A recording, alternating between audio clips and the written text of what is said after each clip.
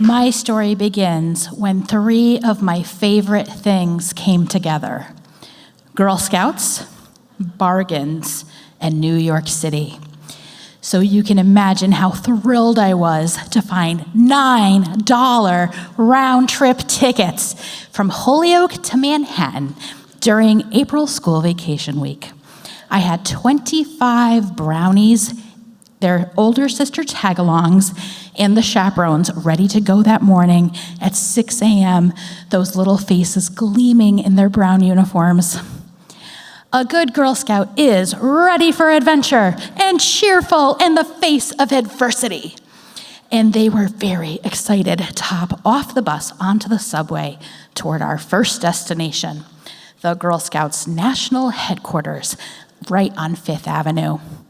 The girls got to see vintage Girl Scout cookie boxes, original uniforms, and they could pick up a phone to hear how Juliet Gordon Lowe had started the organization in 1912 in Savannah, Georgia. Then they marched through the streets singing call and response songs on the way to Liberty Island. When they got there, they raised their fists in the air, pretending to hold the torch. It was enough to soften hearts and inspire patriotism in anyone. We had planned a fairly short day for them because they were only 7, and so at this point, it was time to start thinking about going back to the bus. This is where our troubles began. One of the older tag-alongs had fallen and broken her leg. It was in a wheelchair. We were learning how to navigate the subway and the ferry with a wheelchair. We hadn't planned to stop at Ellis Island. We thought that was a little old for them yet. We didn't realize how long it would take for all of those passengers to get off the ferry and the returning Ellis Island visitors to get back on the ferry. By the time the ferry was pulling into Battery Park, we said, hey, this is gonna be tight. We better hustle. We hustled them off the ferry, over to the South Street station, jumped on the subway, and there we waited and waited and waited. The subway system runs on a schedule, and this was the first stop, so it didn't leave till it was ready. Halfway through that subway ride, the other moms and I were looking at our watches.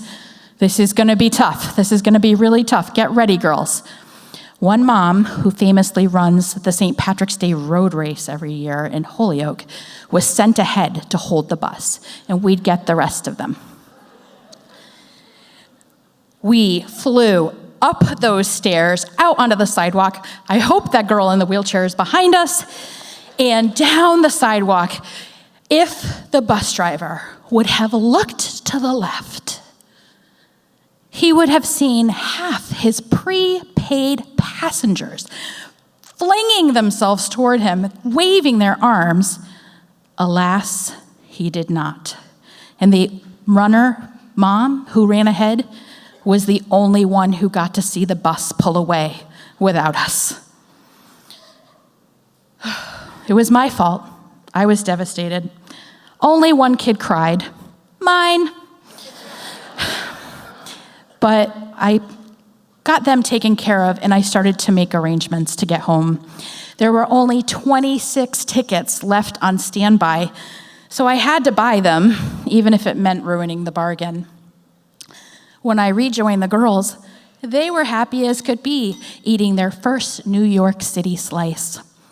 Then we went over to Herald Square. Some of the girls decided to go shopping right next door in the largest department store in the world, Macy's. For the rest, other things started to appear, like Polly Pockets and Uno cards, things they'd brought with them to entertain themselves on the bus. We got back to the bus stop early. It was dark.